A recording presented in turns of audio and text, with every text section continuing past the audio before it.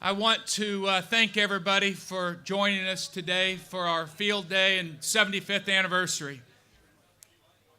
This is a special day for all of us, and we put together, I think, a pretty good agenda for you.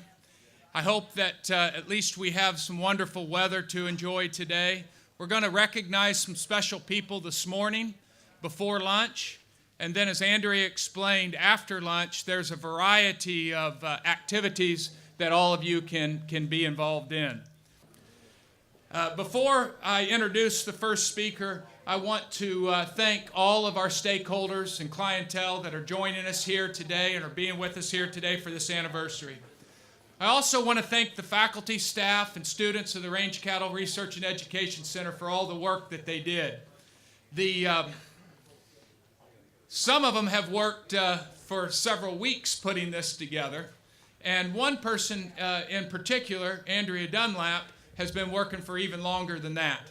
Many of you have seen the newspaper edition that is being handed out and is in your packet, and that's really a nice thing for you to take and read and learn a little bit about the history of the center, and all of that work was put together by Andrea. She's the gal that you saw speaking up here now, and she's standing back by the booth. Someone came up to me and said we need to recognize Andrea's family for all the time that they haven't seen her over the last couple months.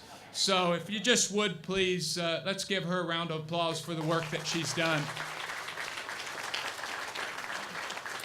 I want to also thank all of our sponsors again and our friends from Gainesville and University of Florida IFAS has joined us here today.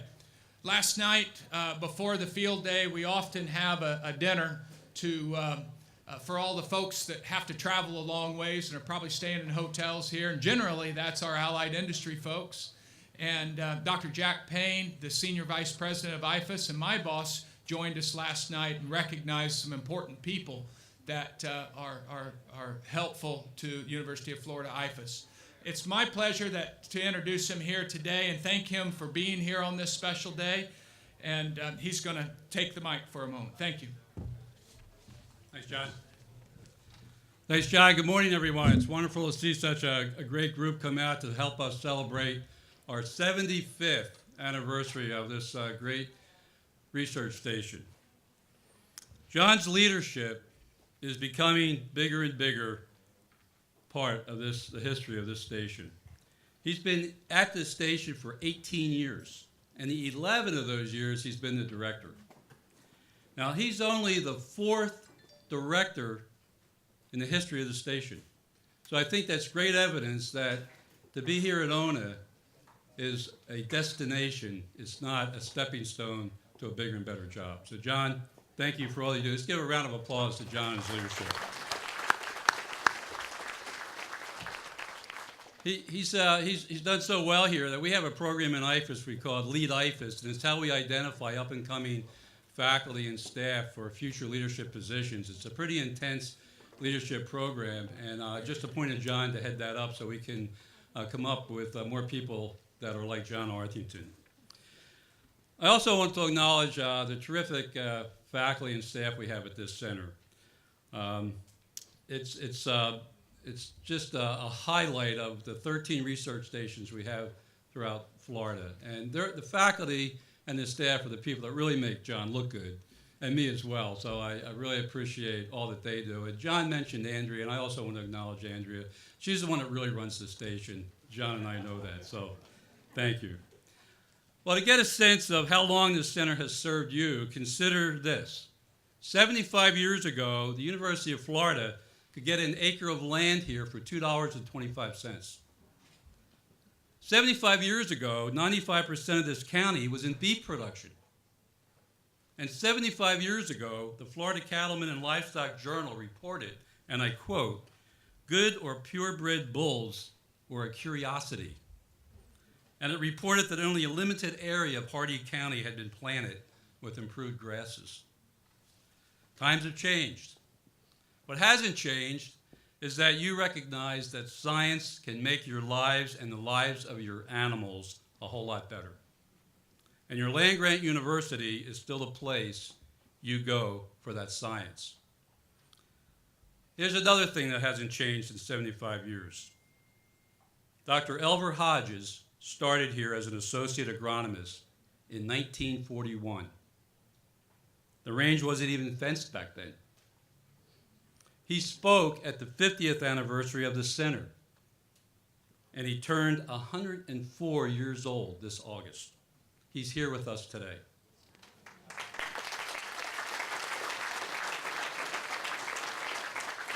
Dr. Hodges, back at the corner, sir, please raise your hat or your hand. Great to see you here.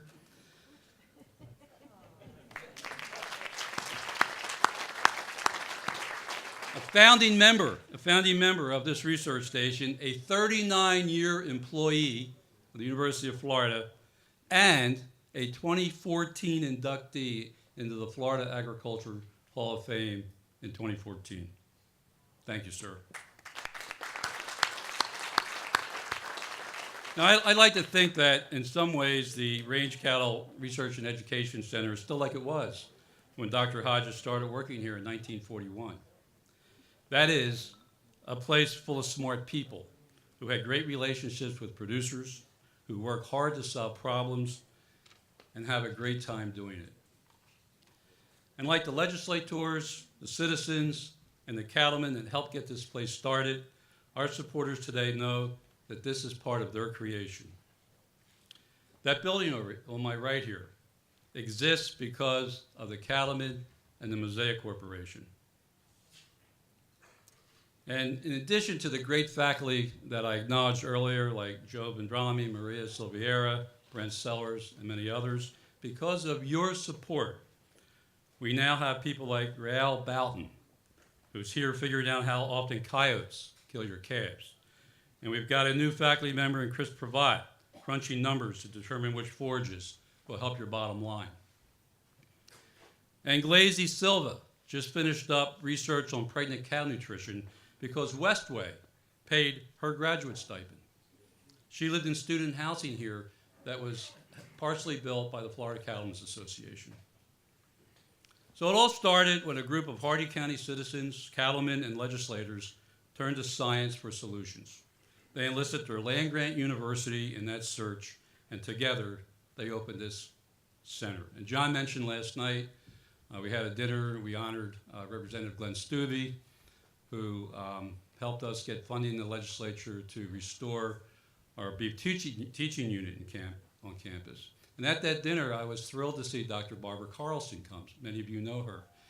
And I reminded the audience last night that 7 years ago, when I had the great privilege of taking this job and met Barbara for the first time, she said, I just want you to know one thing. Don't mess with ONA. And I hope I've kept the faith since then. So much science comes out of this center. Today, a good bull isn't a curiosity, it's the norm. And this center continues to turn out high-quality forages that contributes to the rancher's bottom line. Today, it's about sharing the latest science with you, but socially, it's about showing you how things have always been. That's why I'm so glad we have people here like FCA Executive Vice President Jim Hanley and President Ned Waters. The Florida Cattlemen's Association has helped us rebuild the Range Cattle Research and Education Center so that we have the tools we need to provide solutions to you as producers. Your frank feedback has helped us ensure that our work is relevant and useful. Last night, we paid tribute to the Florida Cattlemen with a video that we were supposed to show at our dinner of distinction, and we can't show it out here in the daylight. And the dinner, unfortunately, was canceled because of Hurricane Matthew. A hurricane can cancel a dinner, but it can't stop us from saying thank you. So right now, I'd like to present Jim and Ned with the award we'd hope to give them on October 7th as the 2016 University of Florida IFAS Industry Partner Award.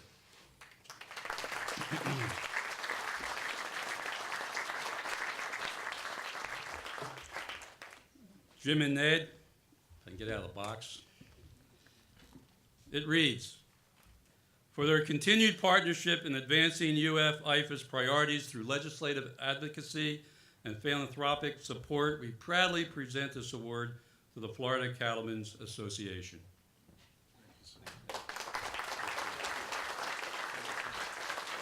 And the mic is yours.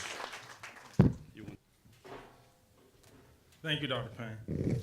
I'll keep my remarks real brief because I don't want to get on anybody's ground. I wanted to start.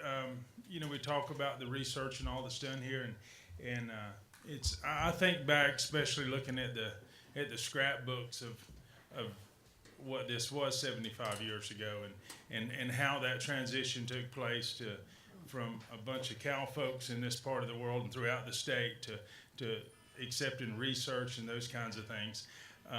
And one of the things that I'll just tell you a short story. My father used to tell me that he would come to this part of the world, to Ona.